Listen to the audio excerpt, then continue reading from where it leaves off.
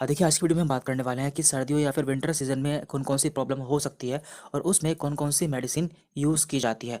तो यहाँ पे हम केवल ऐसी मेडिसिन के बारे में बात करेंगे जो कि ओटीसी है यानी कि ओवर द काउंटर है और आपको आसानी से मिल जाती है और आप उसे अपने घर पर भी रख सकते हैं।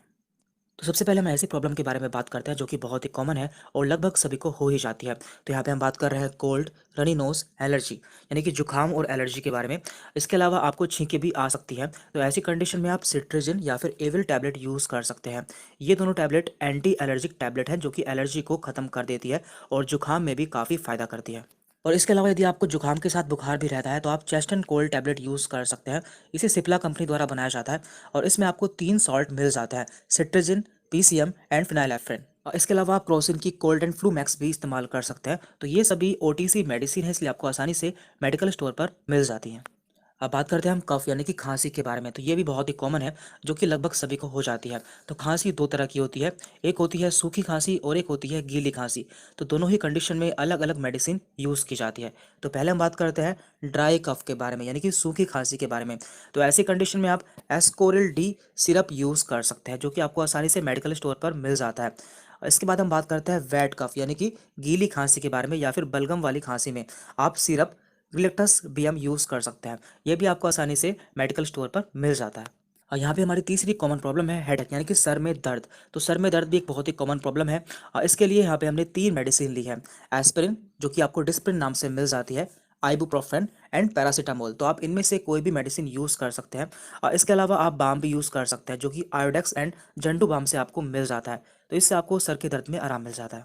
अब बात करते हैं हम फीवर के लिए यानी कि बुखार के लिए। तो बुखार के केस में भी आप कई सारी मेडिसिन यूज़ कर सकते हैं। इसमें पहली मेडिसिन है पैरासिटामोल जिसे कि हम पीसीएम भी बोल देते हैं। तो ये भी आपको आसानी से मेडिकल स्टोर पर मिल जाती है। तो इसे भी आप अपने घर पर रख सकते हैं। इसके अलावा आप आइबुप्रोफेन भी यूज़ कर सकते हैं और बच्चों के केस में आप टाइलेनॉन जो कि एक सिरप के फॉर्म में आपको मिल जाती है का इस्तेमाल कर सकते हैं। अब बात करते हैं हम पेन किलर्स के बारे में यानी कि यदि आपके शरीर में दर्द होता है तो ऐसी कंडीशन में आप कौन कौन सी दवाई यूज़ कर सकते हैं। तो ऐसी कंडीशन में आप आइबुप्रोफेन, डिक्लोफेनेक, एसिलोफेनेक या फिर पीसीएम यानी कि पैरासिटामोल टैबलेट का यूज़ कर सकते हैं। तो आपको इनमें से कोई भी एक टैबलेट यूज़ करनी है। याद रहे आपको इनमें से कोई एक टैबलेट ही यूज़ करनी है, आपको एक से ज़्यादा टैबलेट एक साथ यूज़ नहीं करनी है। अब बात करते हैं हम नोज़िया एंड वोमिटिंग। इसका मतलब होता है उल्टी आना एवं जी मिचलाना। तो ये भी काफ़ी कॉमन प्रॉब्लम है जो कि कभी भी किसी को हो सकती है। तो इसके लिए भी आपको अपने घर पर दवा रखनी चाहिए। तो ऐसी कंडीशन में आप 2 दवाएँ यूज़ कर सकते हैं, या तो ओंडानसेट्रोन या फिर डोमपेरिडोन। तो ये दोनों दवाएँ वोमिटिंग और नोज़िया के लिए यूज़ की जाती है। तो ये दोनों ही सॉल्ट नेम है। आप इन्हें ब्रांड नेम से मेडिकल पर आसानी से ले सकते हैं। तो ये कई सारे ब्रांड नेम से मिल जाती है जैसे कि एमसेट या फिर वोमिस्टॉप। अब हम बात कर लेते हैं गैस्ट्राइटिस एंड एसिडिटी के बारे में यानी कि पेट में गैस बनना या फिर तेजाब बनना। तो इसके लिए कौन कौन सी दवाई यूज़ की जाती हैं वो भी हम जान लेते हैं। तो इसके लिए 2 बहुत ही कॉमन सॉल्ट यूज़ किए जाते हैं जो कि है रेनिटिडीन एंड पेंटाप्राजोल। तो ये रेनिटिडीन आपको कई सारे ब्रांड नेम से मिल जाता है जैसे कि रेंटेक, जिंटेक। और इसके अलावा पेंटाप्राजोल आपको पेंटॉप 40 या फिर इसके अलावा कई सारे ब्रांड नेम से मिल जाता है। ये मेडिसिन आपको आसानी से मेडिकल स्टोर पर मिल जाती है जो कि आप गैस के लिए इस्तेमाल कर सकते हैं। अब बात कर लेते हैं हम कॉन्स्टिपेशन के बारे में जिसे कि हम आम भाषा में कब्ज कहते हैं। तो इसके लिए भी आप कुछ दवाएं रख सकते हैं जैसे कि बीसाकोडिल जो कि एक सॉल्ट नेम है। ये आपको कई सारे ब्रांड नेम से मिल जाता है जैसे कि डल्कोफ्लेक्स।